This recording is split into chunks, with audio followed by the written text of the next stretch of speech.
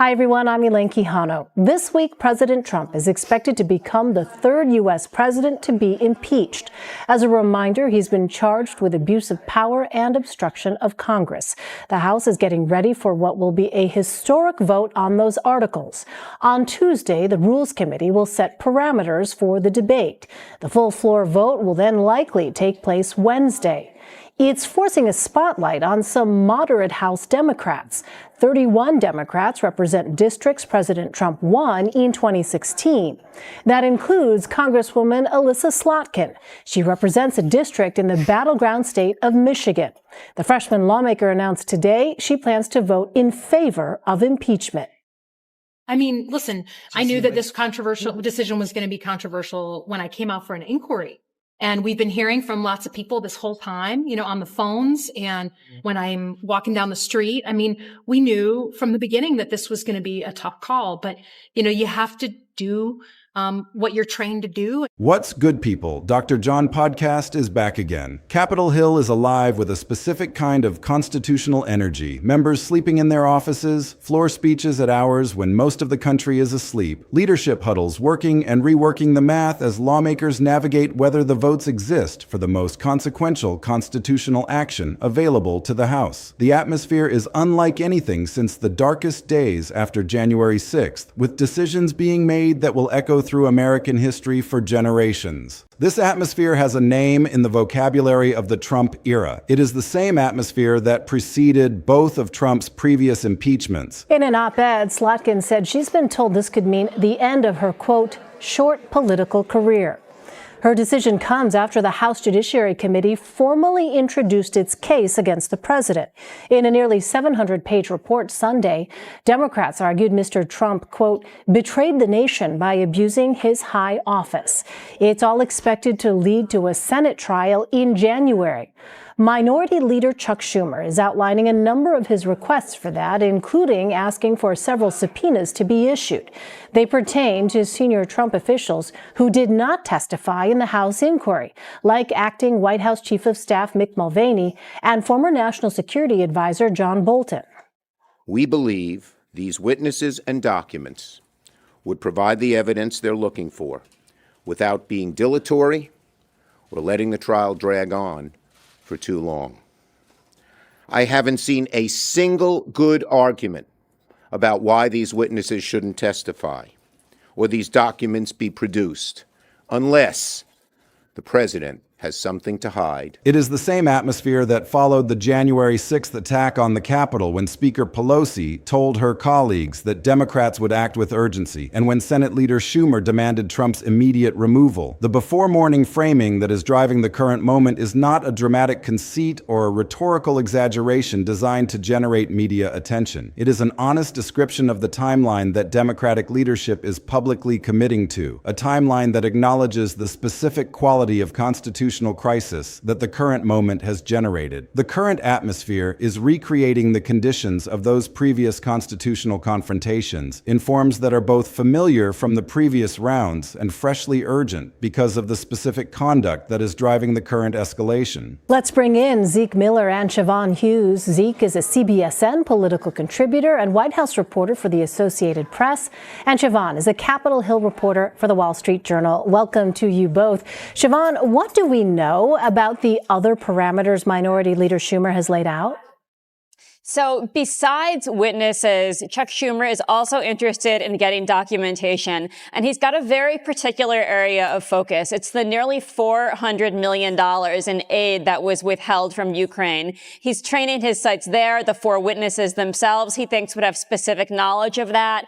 Don't forget, that's an issue that the Senate itself had weighed in on back in September, and a lot of senators think that they are the reason that aid was eventually released, because the Senate was on the verge of casting a vote to force Trump's hand and force that money to come out.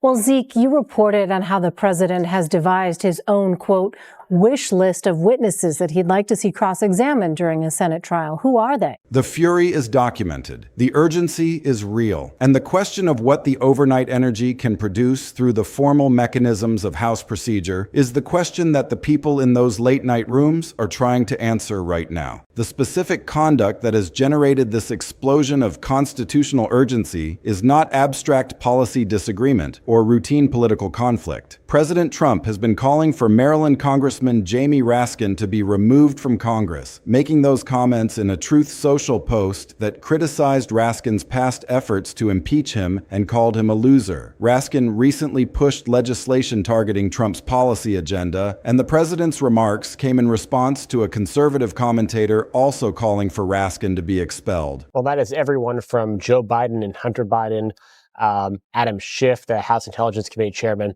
and the intelligence community whistleblower whose complaints really started this whole thing just a few months ago.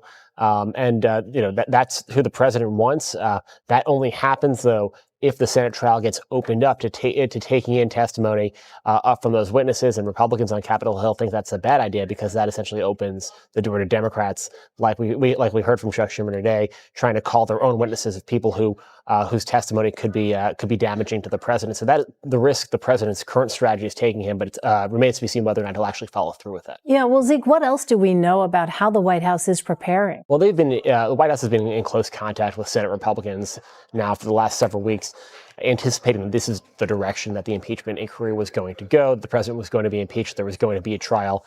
They wanted to set the parameters, do some of the outreach with those Senate jurors.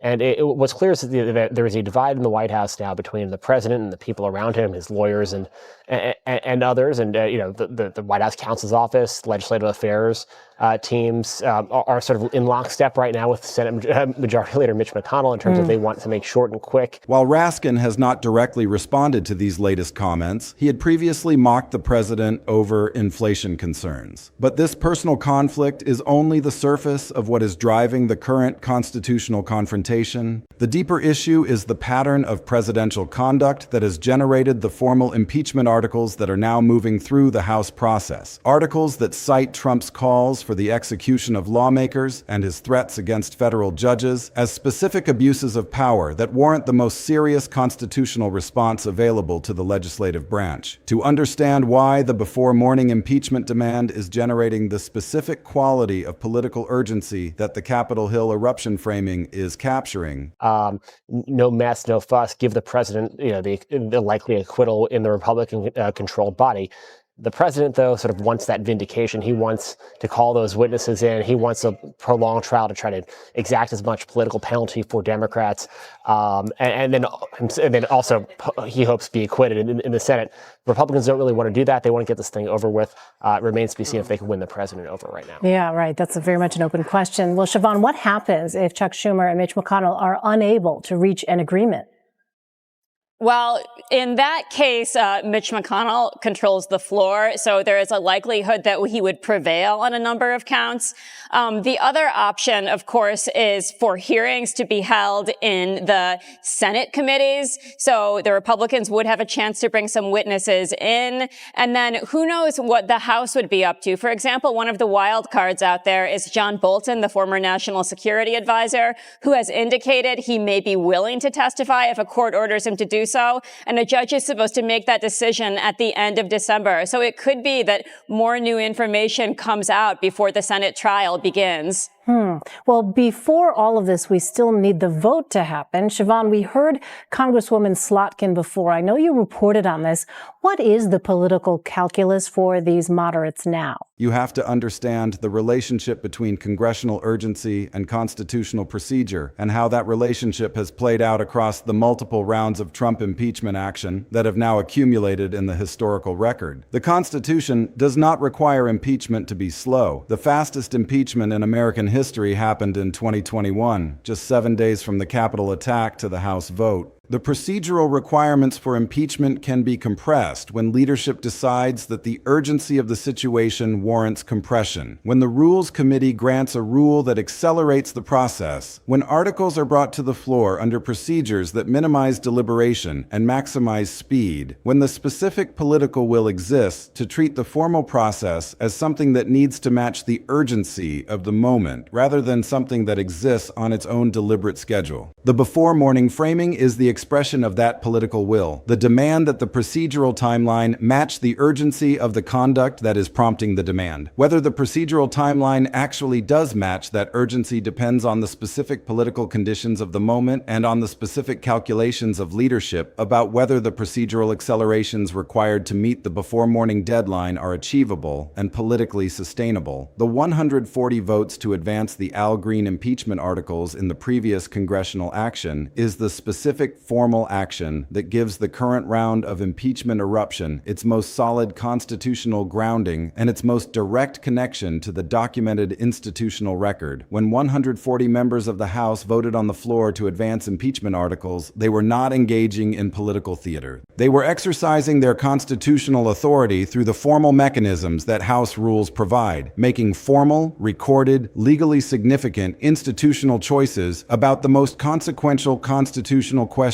available to the legislative branch. The specific articles that attracted those 140 votes cited Trump's calls for the execution of lawmakers and his threats against federal judges as the specific abuses of power that warranted the constitutional response. That those articles attracted nearly 2/3 of the Democratic caucus in a formal floor vote is a measure of how seriously the members voting on those articles assessed the gravity of the conduct being described. These are not 140 members expressing general dissatisfaction with the president's politics. These are 140 members making the formal constitutional determination that specific documented conduct, threats against lawmakers, threats against judges, conduct that has generated documented real-world consequences for the safety of the people being threatened, crosses the line from political conduct to impeachable abuse of power. The before-morning urgency that the current moment is generating is built on the foundation of that formal vote and on the institutional record that the 140 members created when they put themselves on the record as supporting the advancement of impeachment articles against the sitting president, whose conduct they formally concluded warranted the most serious constitutional response available to the House.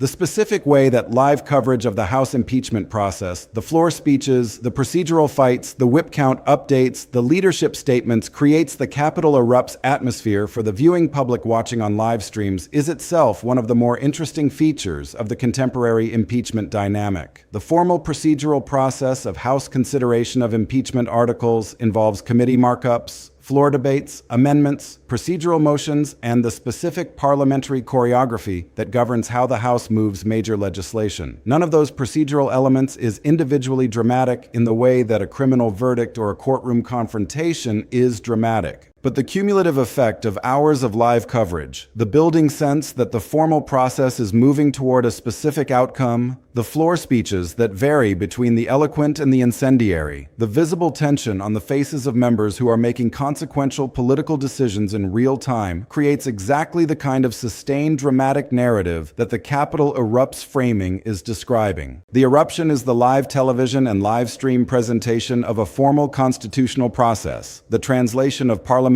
procedure into the dramatic language of political crisis that the public is watching for, and that the before-morning framing is designed to sustain. The comparison to January 2021, the specific historical precedent that gives the current overnight impeachment urgency its most powerful resonance, reveals why the eruption atmosphere has the specific quality it does, and why the before-morning framing carries the specific weight that it carries in the current political moment. After the January 6th Capitol attack, Speaker Pelosi held a call with her caucus and used language that was explicitly urgent in its framing of both the threat and the timeline. "He must be removed," she said. "We cannot wait. Democrats will act with urgency because this president is an imminent threat to the country." Those words spoken by the Speaker of the House in the immediate aftermath of an attack on the building where she worked were not political theater. They were the expression of a person who had just personally experienced the consequences of the conduct she was describing as impeachable. The result was the fastest impeachment in American history. The atmosphere that produced it, the overnight urgency, the leadership determination, the before-morning sense that the formal process had to match the scale of the crisis is the atmosphere that the Capitol ERUPTS framing is trying to recreate in the current political context. And the specific conduct that is driving the current round of urgency, the threats against judges, the calls for the execution of lawmakers, the pattern of presidential conduct that 140 members formally concluded warranted impeachment is the specific conduct that the comparison to January 2021 is meant to evoke as the closest available precedent for the current moment. The night is not over. The members are still in the building. The formal process is still moving, and the before-morning demand is still being pressed with maximum institutional force. The House has procedural mechanisms to accelerate impeachment. The Rules Committee can expedite, leadership can limit debate, and the Speaker can schedule votes at any hour, as the January 2021 second impeachment demonstrated. However, with Republicans holding the majority, Democrats lack the 218 votes needed to pass articles through normal channels, relying instead on privileged resolutions to force floor consideration, a structural constraint that makes the before-morning timeline more a description of the urgent atmosphere than a literal prediction of when formal action will produce a result. The 140 votes that the Green articles attracted represent the maximum achievable formal support within the structural constraints that the current Congress imposes. They are not nothing. They are a formal floor vote with documented member positions that constitutes a real constitutional action, but they are also not a majority. And the gap between 140 and 218 is the specific structural gap that the before-morning eruption energy has to close in order to produce the formal majority vote that would constitute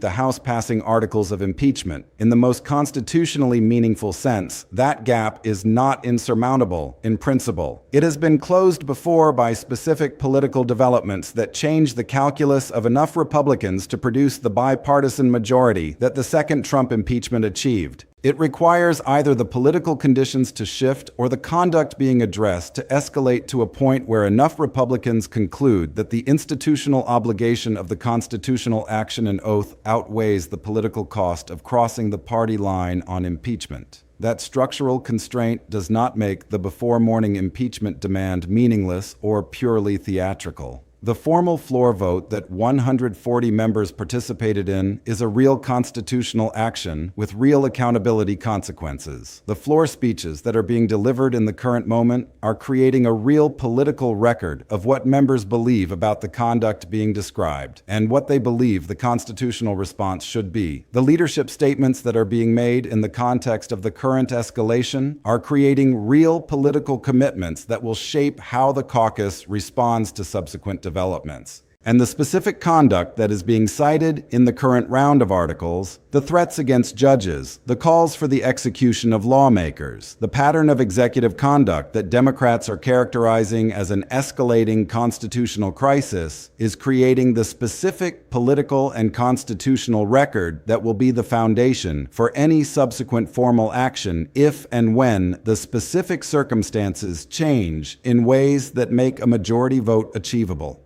The before-morning framing's relationship to the 25th Amendment track, the parallel constitutional mechanism for urgent presidential removal that does not require the two-thirds Senate supermajority that impeachment conviction requires, is worth examining because it is the specific mechanism that the overnight urgency of the demand most directly implies. If the concern is that the president is so dangerous that he cannot be allowed to remain in office for another day, the constitutional mechanism that is most specifically designed for that kind of urgency is the 25th Amendment's fourth section, the provision that allows the Vice President and a cabinet majority to transfer power immediately before any congressional action by transmitting a declaration to Congress. The before-morning removal scenario that the impeachment urgency is expressing would be achievable through that mechanism in a way that it could not be achievable through the impeachment track, which requires a House vote and a Senate trial that cannot constitutionally be completed in a single night. The Democratic leaders who frame their impeachment demands in overnight terms are implicitly recognizing that the most urgent removal pathway is the cabinet and vice president track, and they are using the impeachment demand as political pressure on the cabinet officials who hold the constitutional keys to the faster mechanism. The specific floor speeches that characterize the before-morning impeachment sessions, the late-night oratory that the Capitol erupts atmosphere generates from members who are both speaking to their colleagues and performing for the live stream audience watching at home, are worth examining for what they reveal about the specific nature of the political communication that the overnight urgency is designed to produce. A member of Congress delivering a floor speech at midnight about the constitutional urgency of impeaching a sitting president before morning is not primarily addressing the 100 or so colleagues who might be in the chamber at that hour. She is addressing the millions of people who are watching the live stream and who are the real audience for the political communication the speech is designed to deliver.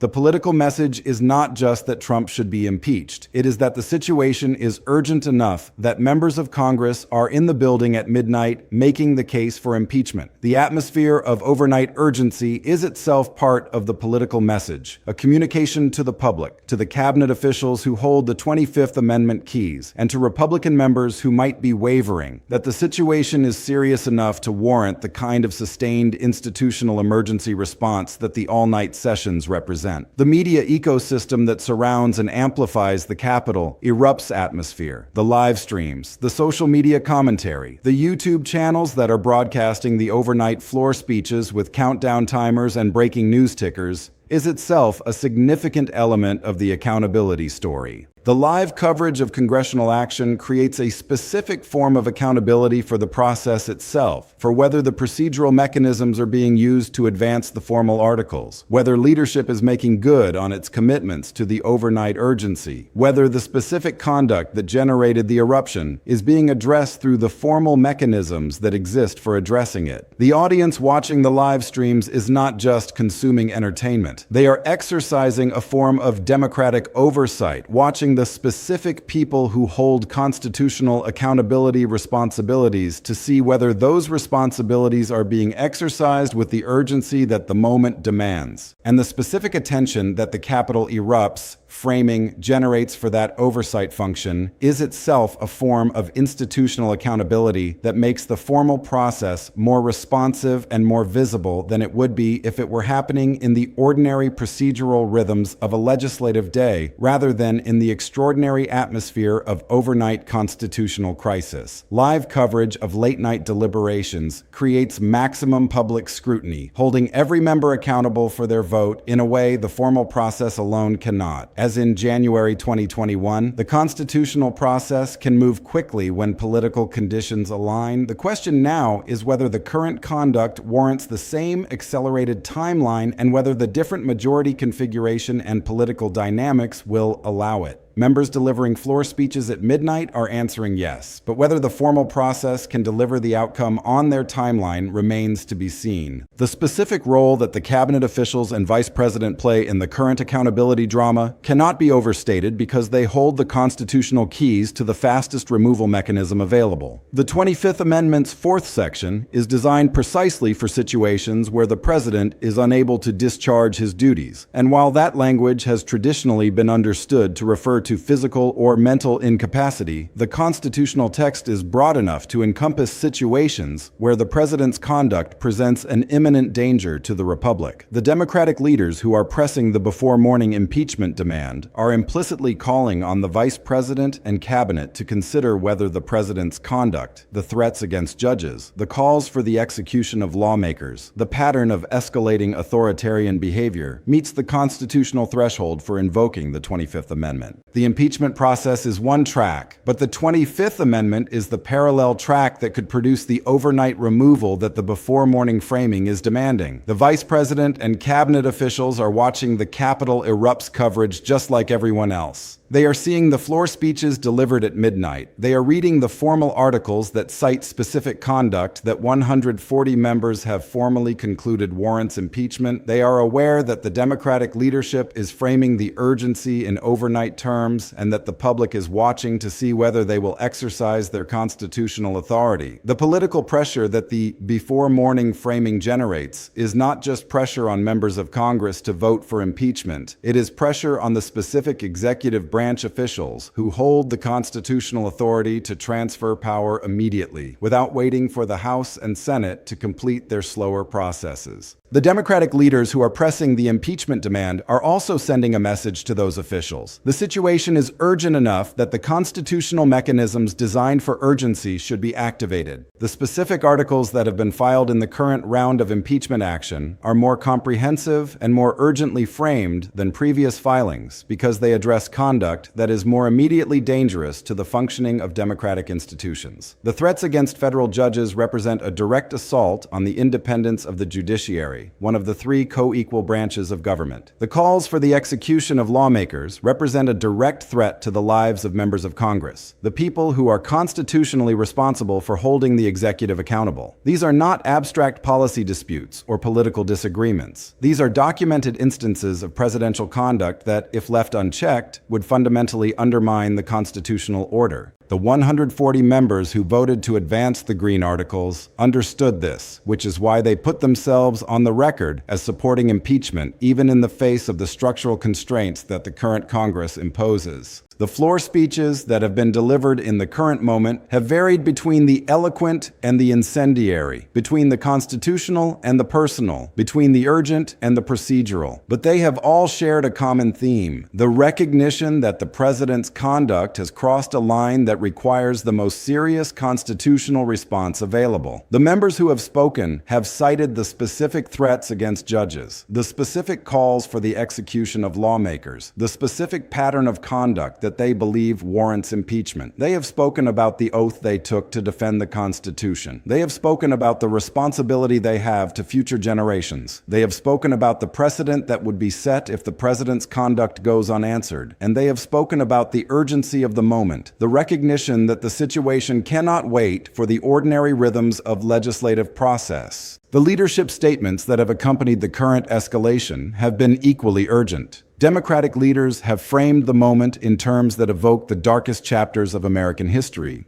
They have compared the current situation to January 2021, to the impeachment proceedings that followed the Capitol attack, to the constitutional crises that have defined the Trump era. They have made clear that they believe the president's conduct warrants immediate removal and that they will use every procedural tool available to them to press for that outcome. The before morning framing is not just a rhetorical device. It is a reflection of the genuine belief among Democratic leaders that the situation requires the fastest possible response and that the formal constitutional process needs to be accelerated to match the urgency of the moment. The specific procedural mechanisms that are being used to advance the current round of articles are the same mechanisms that were used in the previous impeachments. Privilege resolutions that force floor consideration, expedited rules from the Rules Committee, limited debate that minimizes procedural obstacles, leadership scheduling that keeps the process moving through the night. The formal process is not new or unprecedented. It has been used before to produce the fastest impeachment in American history. The question is whether the political conditions of the current moment will allow those mechanisms to produce the same accelerated timeline, or whether the structural constraints of the current Congress will prevent the before morning outcome from materializing. The 140 votes that the Green Articles attracted suggest that there is substantial support within the Democratic caucus for impeachment, but they also reveal the gap between that support and the 218 votes that would be required for a majority. That gap is not insurmountable, but it is significant. To close it,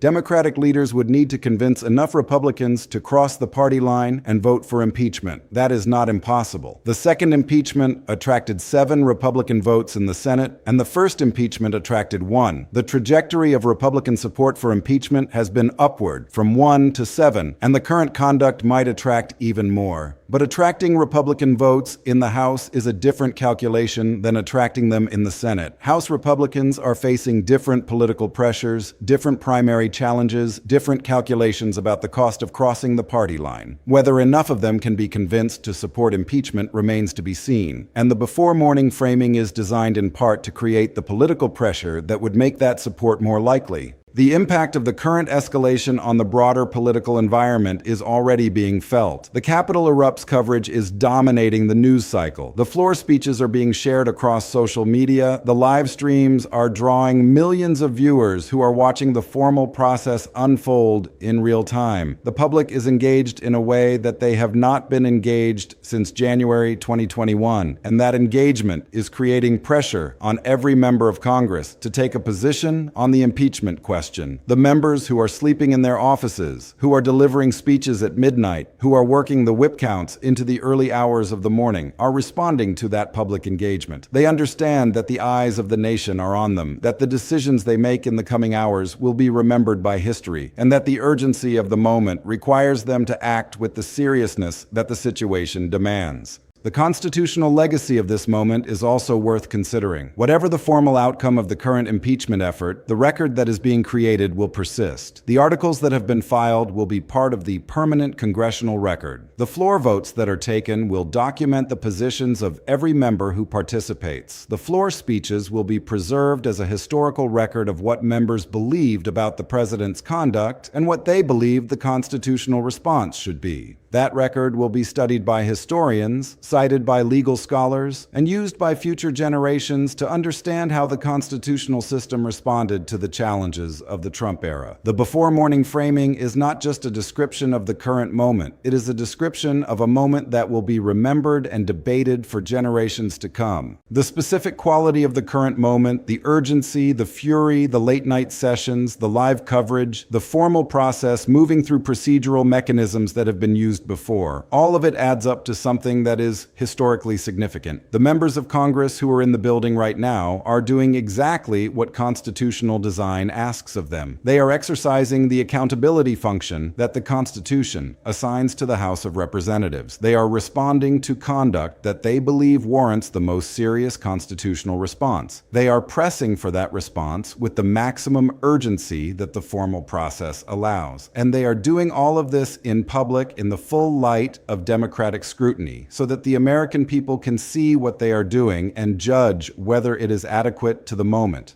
The night is not over. The members are still in the building. The formal process is still moving. The articles are still being considered. The before-morning demand is still being pressed. And the outcome, whatever it is, will be the result of the formal process working through its constitutional mechanisms in conditions of maximum urgency. The Capitol is erupting. Congress is demanding. And the formal process, whatever its pace, is responding to that demand with every constitutional tool it has available. That is the story of this moment. It is happening right now, and it will not stop until the accountability that the urgency demands is finally delivered, however long that takes. And through whatever combination of formal mechanisms the constitutional system ultimately makes available, the eruption has been building for years. The night is not over. In the morning when it comes, we will find Congress still at work, still pressing, still demanding that the constitutional system deliver the accountability that the moment requires.